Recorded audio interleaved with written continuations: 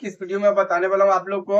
अगर एयरटेल के रिटेलर हो, जियो के रिटेलर हो, वीआई के रिटेलर हो, तीनों कंपनी के आप रिटेलर, टोटल वीडियो जो है करीब 900 वीडियो मैंने डाल चुका हूँ अभी तक। और आप लोग जो है मेरे वीडियो को देखते भी होंगे और मेरे वीडियो से आप लोग को कुछ सीखने को भी मिलता होगा, कुछ नई नई जानकारी अपडेट वगैरह जो है जानने को मिलता है। आप लोग कमेंट भी करते हो, तो आपके कमेंट पे भी मैं वीडियो बनाता हूँ, ऐसा नहीं है। आप लोग कमेंट करते हो तो कमेंट का रिप्लाई भी देता हूँ। तो मैंने जो है इससे पहले एक वीडियो बनाया है जिसमें बताया था मेरे साथ जो है साइबर फ्रॉड हो गया है। और साइबर फ्रॉड तो मैंने आपको बताया था उस वीडियो में। और जो है वीडियो में जब मेरे साथ साइबर फ्रॉड हुआ, अटैक कैसे हुआ फ्रेंड्स, मैं मेरे पास जो साइबर फ्रॉड जो है साइबर अटैक कैसा हुआ था तो मैं आपको बता दूं। साइबर अटैक जो है कैसा हुआ था, तो मैं जो है पिछले महीने 14 तारीख को, 14 फरवरी को मैं सो गया था। शबे कदर के दिन, शबे बारात के दिन नमाज वगैरह पढ़ के आके सोया। अब पढ़ने के सोने के बाद जो है मोबाइल देख के मैं सो गया। मैं कब्रिस्तान वगैरह नहीं गया। और सो जाने के बाद जो है उस दिन मैं जो है मोबाइल को भी थोड़ा लापरवाही कर दिया। हमेशा मोबाइल पे ध्यान रखता हूँ मैं, और मोबाइल को भी लापरवाही कर दिया। तो मेरा जहां तक ताल्लुक है, तो मैं जो मोबाइल को लापरवाही कर दिया, लापरवाही करने के बाद चार्ज पे लगा के, और चार्ज हो गया तो निकाल के फिर अपने पास ला के सो गया। तकिया के पास रख के मैं सो गया। सोने के बाद जो है सुबह 10:30 बजे जो है मेरे पास जो है साइबर फ्रॉड का फोन आया, फ्रॉड का। और कॉल आने के बाद जो है मेरे साथ जो है ये फ्रॉड हुआ। और वहां पे जो है फिर फ्रेंड्स बता दूं, ये जो एक लिंक भेजा था, उसने लिंक पे क्लिक किया तो जैसे जो है मेरा मोबाइल का स्क्रीन और जो है शेयर हो गया। और वहां पे जहां तक मेरा ताल्लुक है, जो कॉल को जो है फॉरवर्ड किया गया था, कॉल फॉरवर्डिंग पे लगाया गया था, वो फ्रॉड को जो है पता था। मेरा बहुत सारा डिटेल था उसके पास, जैसे कि मेरा रजिस्टर्ड मोबाइल नंबर कौन सा है, और जो है मेरे आधार कार्ड का डिटेल वगैरह भी था। और उसको ये भी पता था कि मैं क्रेडिट कार्ड जो है मैं अप्लाई किया हूँ आरबीएल बैंक का, और बैंक जो है उसको डिक्लाइन कर दिया है। उस बंदे को ये भी पता था, बहुत सारा डिटेल उसके पास था। और मेरे ख्याल से कॉल फॉरवर्डिंग पहले से ही था। और उसने कॉल को फॉरवर्ड कैसे किया था, आज तक मैं समझ नहीं पाया कॉल को फॉरवर्ड कैसे किया उसने, फ्रॉड ने। तो कॉल फॉरवर्डिंग पे लेके जो है उसके पास बहुत सारा डिटेल था, जिसके वजह से जो है मेरा कॉल फॉरवर्डिंग के वजह से जो है मेरा ओटीपी आया, और ओटीपी जो है ऑटोमेटिक उसके पास चला गया। ओटीपी उसने भेजा बहुत सारा, ओटीपी ऑटोमेटिक उसके पास गया। और जाने के बाद जो है बहुत सारा ओटीपी आया, जिसकी वजह से मैं बहुत परेशान हुआ। मुझे समझ भी नहीं आया कि ये फ्रॉड है। मुझे तो लगा कि ये बैंक अधिकारी है, और बैंक अधिकारी है जिसकी वजह से वो ओटीपी भेज रहा है। और मुझे उसको पूछ बोल भी रहा हूँ तो ये पेमेंट का ओटीपी क्यों आ रहा है, तो वो बोला कि आरबीएल बैंक क्रेडिट कार्ड के साथ जो है आपका क्रेडिट कार्ड जो है वो लिंक हो रहा है। तो इस तरह से बहुत सारा ओटीपी भेजा उसने। ओटीपी भेजने के बाद जो है मैं बहुत ज्यादा परेशान हो गया ओटीपी से। फिर मेरे का जुम्मा का दिन था, मैं मोबाइल को क्या किया, चार्ज पे लगाया और फ्लाइट मोड पे करके मैं नमाज पढ़ने चला गया। जब मैं नमाज पढ़ के आया, फिर जैसे मैं बता रहा हूँ आपको, नमाज पढ़ के जैसे मैं आया, उसके बाद जो है मोबाइल को देखा और जो फ्लाइट मोड पे था उनको ऑन कर दिया, फ्लाइट मोड पर से हटा दिया। नेटवर्क जैसे आया वैसे ही मेरे पास फोन आया फ्रॉड का। और फोन आने के बाद बोल रहा है कि आप जो है मोबाइल को बंद क्यों कर दिए थे, ये वो। क्योंकि जो है जो फ्रॉड को जो है ट्रांजेक्शन नहीं हो पा रहा था, जिससे कि मैंने मोबाइल को फ्लाइट मोड पे डाल दिया तो नेटवर्क ही गुल हो गया था। तो इस बात से ये समझ में आ रहा है कि फ्रॉड का जो है ट्रांजेक्शन नहीं हो पा रहा था। मैं फ्रेंड्स बता दूं, जुम्मा से पहले 10:30 बजे कॉल आया था। तो 10:30 बजे से जुम्मा से पहले, नमाज से पहले जो है 2 ट्रांजेक्शन मेरे हो चुके थे। वो कौन सा ट्रांजेक्शन, एक 9,000 का ट्रांजेक्शन और एक 2400 रुपये का ट्रांजेक्शन, 2 ट्रांजेक्शन हो चुका था। और मुझे पता ही नहीं है, मुझे तो पता ही नहीं, मुझे तो लगा कि ये बैंक अधिकारी है। और मुझे इस बात का पता ही नहीं कि मैं साइबर फ्रॉड के चपेट में आ गया हूँ, मुझे पता नहीं था। तो फिर जो फ्लाइट मोड पे करने के बाद नमाज पढ़ के जैसे वापस आया, और चार्ज पे से मोबाइल लगा के फ्लाइट मोड पे जो है था उसको ऑफ करके रखा था, उसको ऑन कर दिया। तो जैसे नेटवर्क आया वैसे उस फ्रॉड का जो है कॉल आया मेरे पास। आने के बाद बोलता है कि आपने जो है मोबाइल को बंद क्यों कर दिया था। तो मैं बोला मैं नमाज पढ़ने गया था इसलिए बंद कर दिया था। और अच्छा हुआ, मेरे साथ जो भी हुआ अल्लाह अच्छे के लिए मेरे साथ किया, और मोबाइल को जो है फ्लाइट मोड पे गया। नहीं तो जो है मेरा पूरा कार्ड का जो बैलेंस है वो पूरा खाली कर देता, और हैकर को बहुत ज़्यादा टाइम मिल जाता फ्रॉड को ये पूरा अकाउंट जो है क्रेडिट कार्ड को खाली करने का। तो फिर भी उसने जो है खाली तो कर ही दिया था, क्योंकि 11,400 रुपये का जो है उसने पेमेंट कर लिया था फ्रॉड ने। पेमेंट करने के बाद जो है वहाँ पे जैसे मैंने नमाज पढ़ के फ्लाइट मोड पे से हटाया तो कॉल आया, और उसके बाद जो है ओटीपी आना शुरू हो गया। ओटीपी इतना फटाफट फटाफट ओटीपी आ रहा, मैंने बोला फ्रॉड को कि आप लोग इतना ज़्यादा ओटीपी कहाँ भेज रहे हो, क्यों भेज रहे हो, इतना मतलब पेमेंट का ओटीपी क्यों आ रहा है। तो वो बोल रहा है कि आपके कार्ड के साथ जो है आपका लिमिट जो है इंक्रीज किया जा रहा है। तो मैं बोला ये अलग अलग अमाउंट का ओटीपी आ रहा, तो मुझे शक हुआ वहां पे कि ये जो है मैं फ्रॉड के चपेट में आ गया हूँ। जब तक मुझे पता नहीं था, नमाज से पहले, जुम्मा से पहले मुझे पता नहीं था कि मैं फ्रॉड के चपेट में आ गया हूँ। और फ्रॉड जो है मेरे मोबाइल को, कॉल को जो है फॉरवर्डिंग पे लगाया हुआ था, कॉल फॉरवर्डिंग पे। और लगाने के बाद जो है वहां से ओटीपी वगैरह आ रहा था। मेरे पास ओटीपी तो आ रहा था। देखो फ्रेंड, जब भी आपके पास अगर ओटीपी आता है पेमेंट का, जब तक आप उसको ओटीपी नहीं बताओगे, जब तक आपका पेमेंट होता नहीं है ओटीपी के माध्यम से। क्योंकि ये इंडिया में, इंटरनेशनल के लिए जो है कार्ड डिटेल ही काफी होता है, वहाँ ओटीपी की जरूरत नहीं होता है। डोमेस्टिक ट्रांजेक्शन के लिए इंडिया में ट्रांजेक्शन करना है कार्ड से, कार्ड डिटेल से, तो वहाँ पे ओटीपी डालना पड़ता है। तो आप यहाँ पे ओटीपी और कार्ड का जो पिन है, दो चीज नहीं बताओगे तो आपके कार्ड से जो है वो ट्रांजेक्शन नहीं कर सकता। भले आपने कार्ड डिटेल शेयर कर दिया हो गया, उससे कोई मतलब नहीं होता है। जब तक आप ओटीपी और कार्ड का पिन नहीं बताओगे, आपके कार्ड से डिटेल, ये ट्रांजेक्शन जो है वो नहीं कर पाएगा। तो फ्रॉड को ये पता था कि ये बंदा जो है ओटीपी नहीं बताएगा। उसको पहले से पता था कि मैं ओटीपी उसको नहीं बताऊंगा, तो उसने जो है कॉल को फॉरवर्ड पे कर दिया था, कॉल फॉरवर्डिंग पे लगाया था। कॉल फॉरवर्डिंग पे कैसा लगाया था, मुझे ये चीज समझ ही में नहीं आया कि कॉल फॉरवर्डिंग पे उसने कैसे लगाया। उसको ये भी पता था कि मेरा रजिस्टर्ड मोबाइल नंबर कौन सा है। तो वो बंदा है, जहां तक मेरा ताल्लुक था कि इस तरह का जो फ्रॉड होता है, तो आपके जो है फ्रॉड जो रहेगा वो आपके आसपास ही रहेगा। वो फ्रॉड करने वाला जो रहता है वो आसपास होता। पहले कैसा होता था, हमारे साथ जो है वो चोरी हुआ करता था, चोरी होता था। और यहाँ पे हम कहीं पे कैश पैसा लेके जा रहे रास्ते में, तो हमारे साथ जो है कोई गले पे चाकू रख के या गन दिखा के हमारा कैश जो है, वो पैसा जो है या जेबर वगैरह जो है वो छीन लिया करता था। और वहां पे जो है जान जाने की भी डर रहता था कि हमारा जान भी अगर हम उसको कैश नहीं देते हैं, जेवर वगैरह नहीं देते, तो हमें वो जान से मार देगा, ऐसा भी डर रहता था। तो हम डर के मारे जो है उस फ्रॉड को जो है पैसा या जेवर हम दे देते थे। लेकिन उस फ्रॉड को भी टेंशन होता था कि इस तरह का जो हम फ्रॉड करेंगे, अगर इसको हम मार देंगे तो हमें भी जेल जाना पड़ेगा, पुलिस पकड़ लेगी। तो अभी जो है फ्रॉड जो है नए तरीके से हुआ, जो जो इंडिया जो है डिजिटली की तरफ बढ़ रहा है, और डिजिटल पेमेंट होना आसान हो गया है, पेमेंट का लेन देन लेना आसान हो गया है, पैसे को ट्रांसफर करना जितना आसान हो गया है, जाहिल से जाहिल इंसान और गवार से गवार इंसान जो है गूगल पे चला के और पेमेंट जो है वो ट्रांसफर कर लेता है, मोबाइल का रिचार्ज कर लेते हैं वो, और बिल पेमेंट कर लेते हो आसान से, एकदम से। नहीं भी पढ़ा लिखा, जिनको जानकारी नहीं भी वो भी कर लेते। तो इस तरह से जो है डिजिटल इंडिया जब से हुआ है, जब से डिजिटल इंडिया होने के बाद जो है फ्रॉड इतनी तेजी से जो है वो बढ़ रहा है। तो अभी क्या कर रहा है फ्रॉड, नहीं आपका चोरी करेगा, आपका मोबाइल भी चोरी नहीं कर रहा है, और यहाँ पे जो है आपका मोबाइल भी चोरी नहीं करेगा, और आपका पैसा भी नहीं छीनेगा, और आपका कैश भी नहीं लेगा। यहाँ पे क्या करेगा, तो ये जो फ्रॉड कर रहा है अभी, जहां तक मेरा तजुर्बा है, जो मेरे साथ जो फ्रॉड हुआ है, तो यहाँ जो कॉल को जो फॉरवर्डिंग पे किया गया था, कॉल फॉरवर्डिंग के लिए जो है वो मोबाइल चाहिए रहता है। मुझे कॉल फॉरवर्डिंग करना सब आता है, कॉल डाइवर्ट करना भी आता, मैंने सब चीज करके देखा हुआ हूँ, लेकिन बहुत पहले किया था।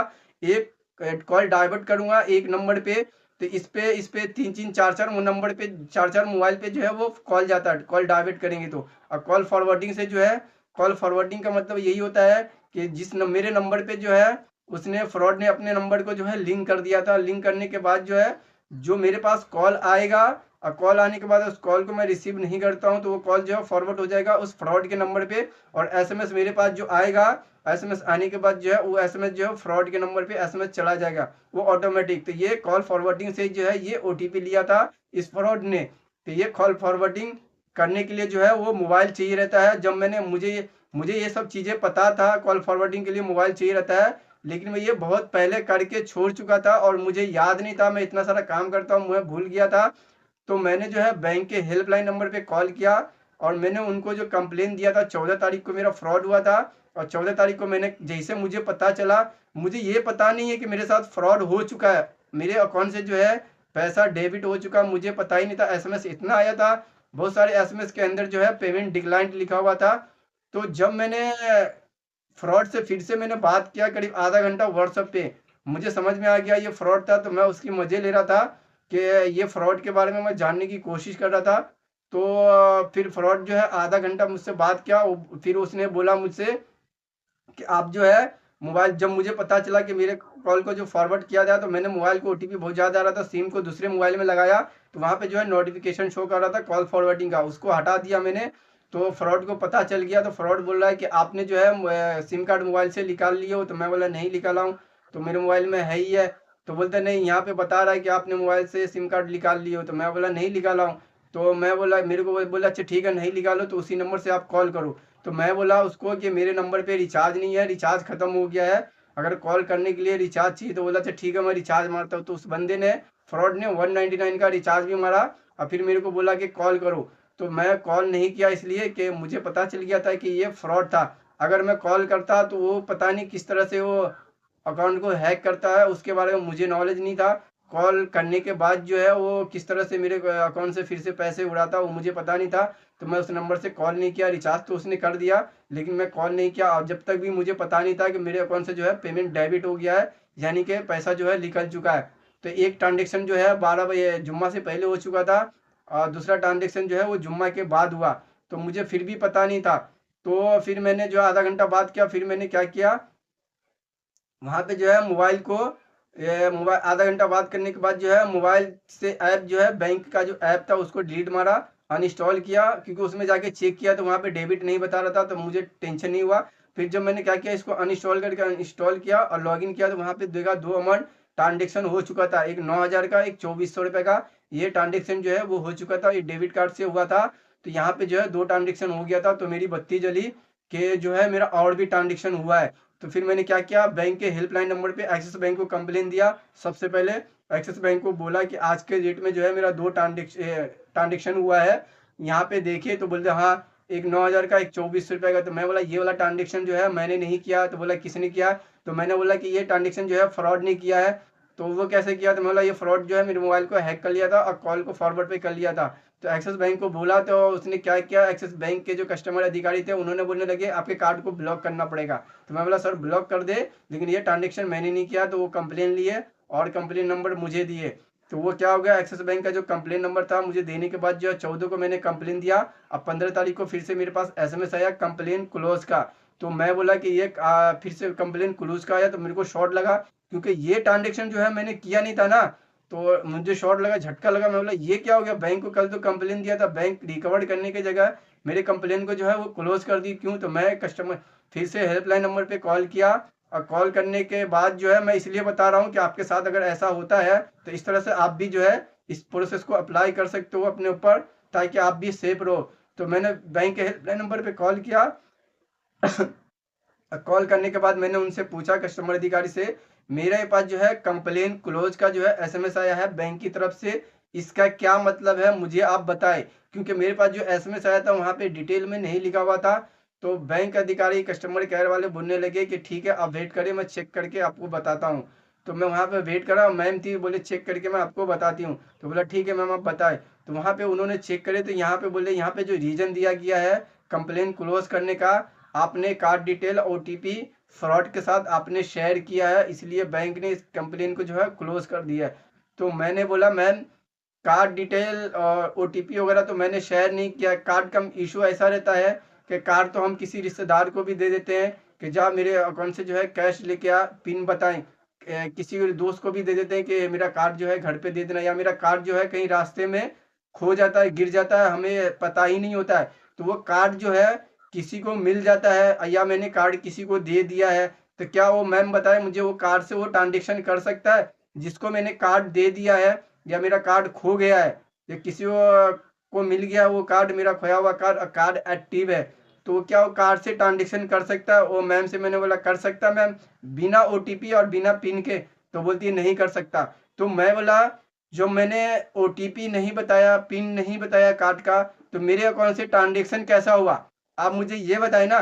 तो बोले आपने ओटीपी शेयर किया है। तो मैम बोला ओटीपी मैंने शेयर नहीं किया है, उसने फ्रॉड जो है मेरे कॉल को फॉरवर्ड पे लगाया था, कॉल फॉरवर्डिंग किया था, कॉल फॉरवर्डिंग करके जो है ओटीपी मेरे पास बहुत सारा आया। आने के बाद जो ओटीपी ऑटोमेटिक उसके पास चला गया फ्रॉड के पास। जब ओटीपी ऑटोमेटिक मेरे पास आया, ओटीपी ऑटोमेटिक उसके पास गया। तो ट्रांजेक्शन उसने किया ना कि मैंने किया ट्रांजेक्शन। तो मैम बोलने लगी एक्सिस बैंक के जो कस्टमर अधिकारी से कि बोलने लगी यहाँ पे बैंक ये देखती है कि ओटीपी जो है ऑटो फिल हुआ है या उठा के डाला गया है। तो बैंक यहाँ पे ये देखती है, तो यहाँ पे जो आया है ओटीपी जो है उठा के डाला गया है, ऑटो फिल नहीं हुआ। तो मैं बोला मैम को कि मैम आप क्या कर रही हैं, ओटीपी जो है मेरे पास आया, उसने कॉल को फॉरवर्ड किया था ठीक है, तो ओटीपी जो है मेरे पास आया रजिस्टर नंबर पे। रजिस्टर नंबर पे आने के बाद जो है ओटीपी उसके पास गया, फ्रॉड के पास। ओटीपी लेने के बाद जो उसने उठा के डाल दिया वहां पे ओटीपी। तो बैंक को ये नहीं दिखता क्या? इन्वेस्टिगेशन टीम जो है, इन्वेस्टिगेशन जो कर रही है, जांच कर रही है, तो उनको ये नहीं पता चल रहा बैंक को कि यहाँ पे जो है ओटीपी डायरेक्ट उठा के डाला गया या इनडायरेक्ट ओटीपी उठा के डाला गया। भाई मुझे ये आप एक बात बताओ, अगर इस वीडियो को आप देख रहे हो तो मुझे एक बात बताओ, ओटीपी डायरेक्ट डालने उठा के डालने में और इनडायरेक्ट ओटीपी उठा के डालने में फर्क है कि नहीं है? फर्क है ना। ओटीपी जैसे कि आपके रजिस्टर नंबर पे ओटीपी आता है, तो आप एसएमएस वाला जो ऐप होता है वहां पे जाते हो, ओटीपी वहां देखते हो और फिर वहां देखने के बाद उठा के वो वेबसाइट पे डाल देते हो। तो ये हुआ डायरेक्ट ओटीपी उठा के डालना, ये हो गया, ठीक है।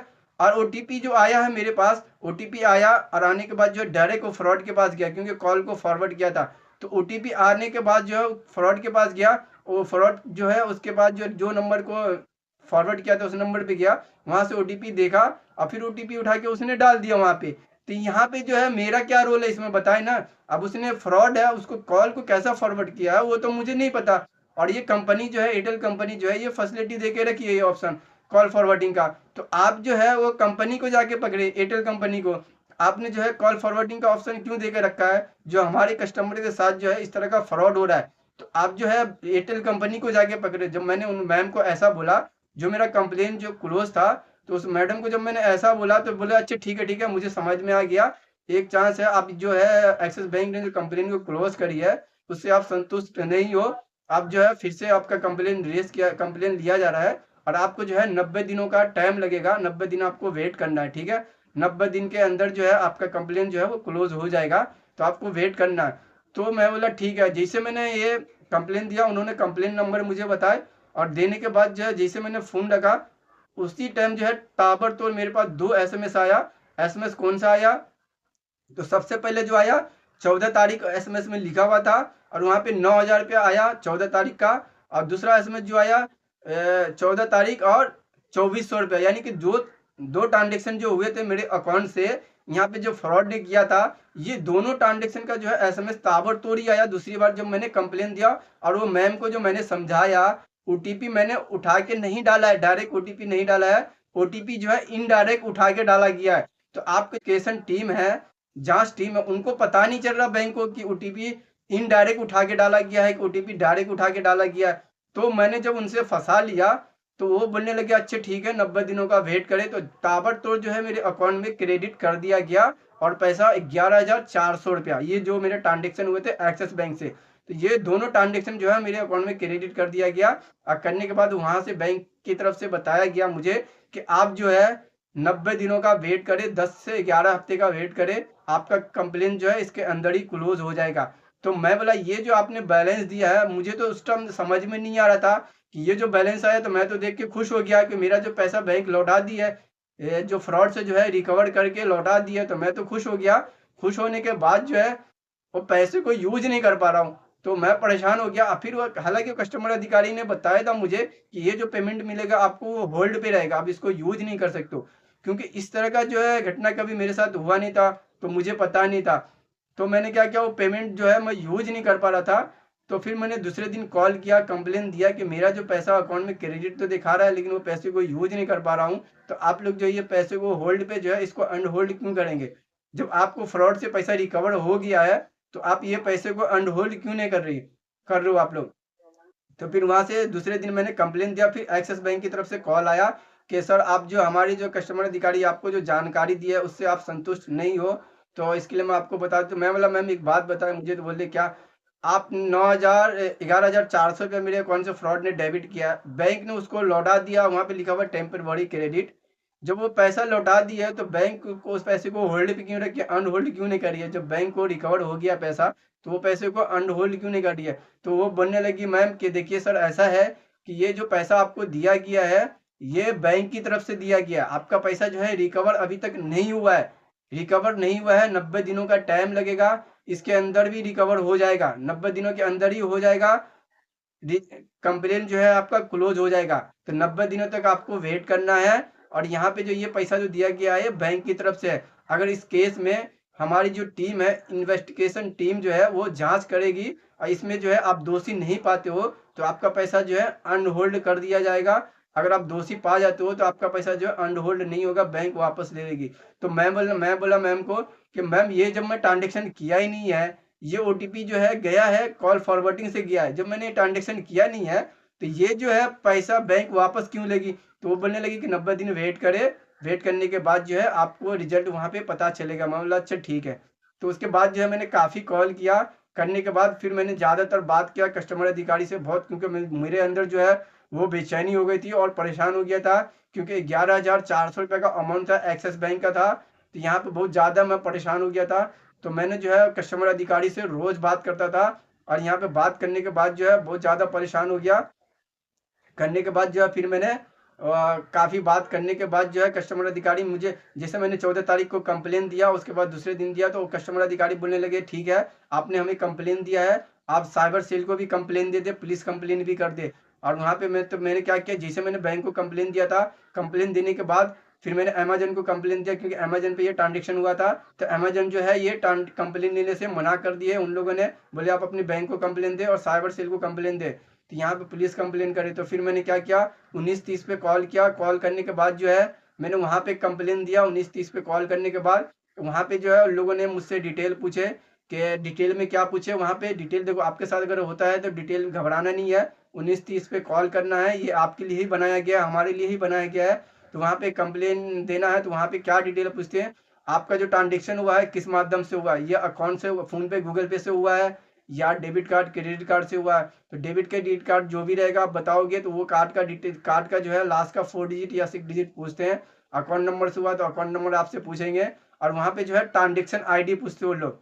ये दो ही चीज़ पूछते, एक तो मोबाइल नंबर जिससे कॉल करोगे वो रहेगा उनके पास, और एक जो है कार्ड से हुआ, डेबिट कार्ड से, क्रेडिट कार्ड से या अकाउंट से हुआ या फ़ोन पे जिस माध्यम से पेमेंट हुआ है वो आप बताओगे उनको, तो वो जो है वो कार्ड डिटेल, कार्ड से हुआ तो कार्ड का जो लास्ट का 6 डिजिट पूछेंगे वो लोग, और क्रेडिट कार्ड से हुआ तो क्रेडिट कार्ड का 6 डिजिट पूछेंगे, ट्रांजेक्शन आईडी पूछेंगे, अकाउंट से हुआ तो अकाउंट नंबर पूछेंगे वहाँ पे, और ट्रांजेक्शन आईडी पूछेंगे। और गूगल पे से हुआ है तो फ्रॉड का जो है मोबाइल नंबर और ट्रांजेक्शन आईडी वो पूछेंगे, और आपका भी पूछेंगे। और वहाँ पे जो है वो लोग क्या करते हैं, अकाउंट को जो है फ्रीज करते हैं। वो लोग जो है अकाउंट कंप्लेन देंगे, कंप्लेन देने के बाद जो है आपके जो है जिस नंबर से आपने कॉल किया था उस नंबर पे एक एसएमएस आ जाएगा, लॉगिन आईडी। यहाँ पे जो है साइबर क्राइम का जो वेबसाइट है, साइबर सेल का जो वेबसाइट है उनकी जो है लॉगिन आईडी आपके पास आएगा, और उस लॉगिन आईडी के साथ जो है मोबाइल नंबर भी एक रहेगा साइबर सेल ऑफिसर का। तो मेरे पास जो एसएमएस आया था उसमें जो है ऑफिसर का नंबर नहीं था। तो मुझे बताया गया जब मैं कंप्लेन दे रहा था जिस टाइम, तो उस टाइम मुझसे पूछा गया, तो मैंने ये डिटेल बताया। उसके बाद पूछा कि आप रहते किधर हो, तो मैंने जो है अपना एड्रेस बताया। तो बोले वहाँ का पिन कोड क्या है, तो मैंने पिन कोड बताया। तो वो समझ गया कि ये जो चौकी है वो मैं ये चौक आज नहीं जाना, कल जाके और ये एसएमएस उनको दिखा देना वहाँ पे। तो मैंने वही किया, जिस 14 तारीख को हुआ था जुम्मा के दिन, मैं शनिचर को गया चौकी। तो वहाँ जो साइबर सेल थे, जैसे कि मैं जाके आया तो वहाँ पे साइबर सेल जो थे वो शायद मेरे ख्याल से नहीं आए थे। जब मैंने उनसे पूछा वहाँ पे चौकी में पुलिस वालों से, तो बोलते कि वो नहीं आए हैं। तो मैं मंडे को आया, तो मंडे को गया तो वो मैम थी, मैम को बोला मैं, तो मैम बोली, मैं आई तो थी शनिचर को, तो मैं बोला मैम आया था मैं, लेकिन जो है मैडम लोग बोलने लगी कि आप नहीं है, नहीं नहीं बोलती मैं थी। तो मैं बोला ठीक है मैम क्या हुआ, तो मैंने उनको एसएमएस दिखाया। तो उनने पूछी मेरे से, तो बोले अच्छा ठीक है, तो ये जो है मेरे व्हाट्सएप पे भेजो डिटेल, मैंने उनको भेजा और वो कंप्लेन ली वहाँ से। तो ये हो गया एक्सिस बैंक का जो है कंप्लेन है। और कंप्लेन लेने के बाद जो है वहाँ पे वो बता रही है कि आप जो एक्सिस बैंक का कंप्लेन दे रहे हो तो यहाँ पे जो है लेयर नहीं बन रहा। उनके कहने का मतलब है जैसे कि आप साइबर सेल को कंप्लेन देते हो और वहाँ पे डिटेल आप कुछ गलत देते हो, तो वहाँ पे जब आप करीबी पुलिस स्टेशन में जो आपके केस को ट्रांसफर करते हो साइबर सेल वाले 1930 वाले हेल्पलाइन नंबर वाले, तो उन्हें करीबी पुलिस स्टेशन में, तो जब वहाँ पे जाओगे ना तो वहाँ पे आपसे वही अकाउंट डिटेल, ट्रांजेक्शन डिटेल मांगेगा आपसे। तो वहाँ पे जब वो मांगेंगे ना तो वहाँ पे जो है लेयर बनता है किस किस अकाउंट में पैसे गया। तो वहाँ पे जो वो चैन बनती है ना, तो वो चैन नहीं बन रहा था एक्सिस बैंक का, क्योंकि यहाँ पे ट्रांजेक्शन आईडी जो है 6 डिजिट का था, और वहाँ पे जो है ट्रांजेक्शन आईडी ज़्यादा होता है, तो जिसकी वजह से वो लेयर नहीं बन रहा है, तो वो चैन नहीं बनने पा रहे हैं। तो वो बोले कि ये कंप्लेन जो है आपका नहीं हो पाएगा, क्योंकि यहाँ पे जो वो चैन नहीं बन रहा है। यहाँ पे जो है मैंने देने के बाद वो चैन बना नहीं, तो फिर भी उन लोगों ने कंप्लेन तो कर दिया है, लेकिन ये बोले ये पैसे रिफंड होने का नो चांस है, यानी कि मुश्किल है ये पैसे रिफंड नहीं होगा आपके। तो मेरा जो है एक्सिस बैंक का तो हो गया, क्योंकि एक्सिस बैंक पे फिर कस्टमर केयर से बात किया तो वो बोलने लगे कि आपका जो है FIR copy distribute form, FIR copy और डिस्ट्रीब्यूट फॉर्म जो होता है, आप करीबी नियर बाय बैंक ब्रांच में विजिट करके, करीबी एक्सिस बैंक के ब्रांच में विजिट करें और वहां जाके जो है डिस्ट्रीब्यूट फॉर्म और एफआईआर कॉपी जो है मेल करवा दे बैंक को। तो मैं जब गया जहाँ पे मैं जॉब करता था वहाँ पे एक्सिस बैंक का ब्रांच था, तो वहाँ पे गया, मैंने बोला एक मैम को कि यहाँ पे जो है मेरा इस तरह से फ्रॉड हुआ है। तो बोले कितना अमाउंट था, तो बोला 11,400 का टोटल। तो डिस्ट्रीब्यूट फॉर्म जो है रेस करना, एफआईआर कॉपी जो है कस्टमर अधिकारी ने बोला है कि मेल करवा देने। तो वो बोले एफआईआर कॉपी लेकर आए हो आप? तो मैं बोला लेकिन नहीं है मेरे पास फोटो। बोले ओरिजिनल कॉपी लेके आए। तो मैं ओरिजिनल कॉपी दूसरे दिन छुट्टी करके फिर से ओरिजिनल कॉपी लेके आया। फिर लाने के बाद जो मैम को बोला तो मैम बोली मेरे पास नहीं, दूसरे के पास जाओ। तो मैं दूसरे के पास गया तो बैंक अधिकारी ने देखी तो वहाँ बोली आपका अकाउंट नंबर गलत है, ये अकाउंट नंबर सही करवा के लेके आओ। तो फिर मैं चौकी गया, वहाँ जाके जो अकाउंट नंबर 1930 पे आपका अकाउंट डिटेल गलत हो जाता है, 1930 पे कॉल करना है, उसको एडिट करवाना। क्योंकि मैं चौकी गया और वहाँ पे जो साइबर सेल वाले थे ऑफिसर, उनको बोला कि यहाँ पे जो है आपने अकाउंट नंबर गलत डाल दिया है तो बैंक नहीं ले रहा है, तो आप इसको एडिट करके सही कर दे और प्रिंट निकाल के दे। तो बोलते हैं यहाँ से एक बार सेव हो जाता है तो वहाँ पे एडिट का ऑप्शन नहीं आता है। तो मैं बोला इसका सोल्यूशन बताया। तो वो बोलने लगी मोबाइल से दूसरे मोबाइल से दूसरा कंप्लेन दे।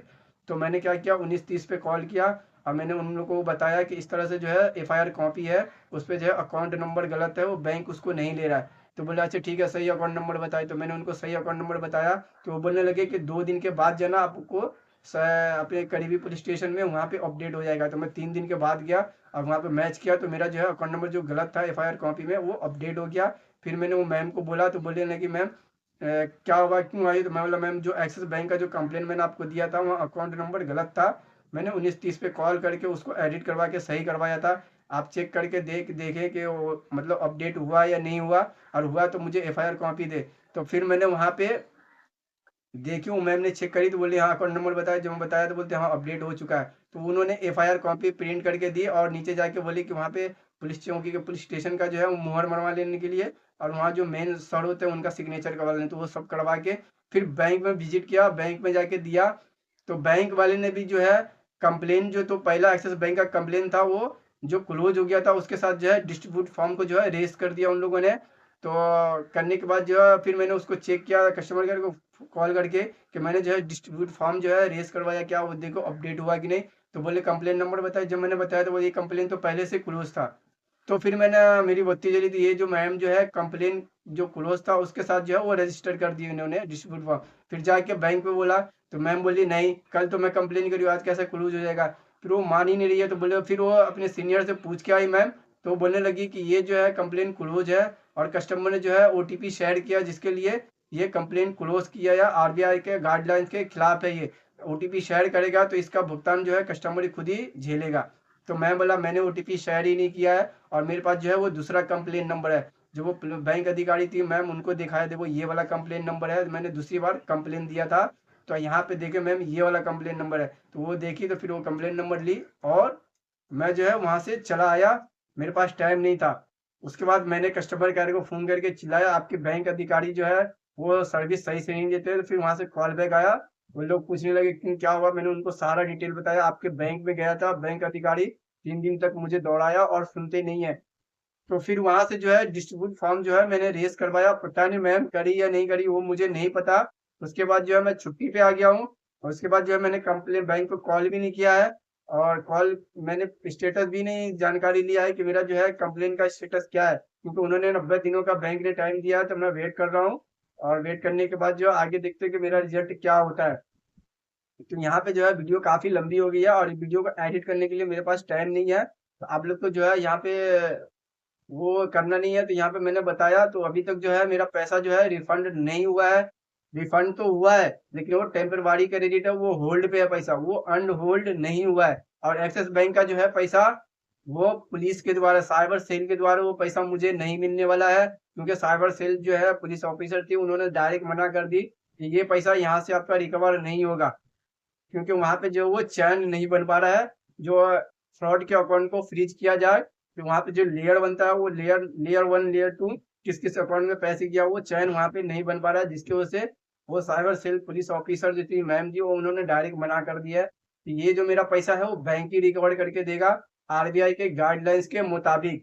क्योंकि मैंने ओटीपी जो है वो शेयर नहीं किया है, कॉल फॉरवर्डिंग से ओटीपी लिया है, तो इसमें मेरी कोई गलती नहीं है। जिसकी वजह से जो है वो बैंक रिकवर करके देखिए, आगे देखते हैं कि क्या है। तो मैंने आपको इस वीडियो में बता दिया है। इस वीडियो के रिलेटेड आपका कुछ भी सवाल रहेगा तो आप मुझे कमेंट करके पूछ सकते हो। ये तो मेरा एक्सिस बैंक का था, और ऐसे-ऐसे बैंक आप लोग कमेंट करोगे तो दूसरा वीडियो बना के दूँगा। तो मैंने आपको इस वीडियो में बता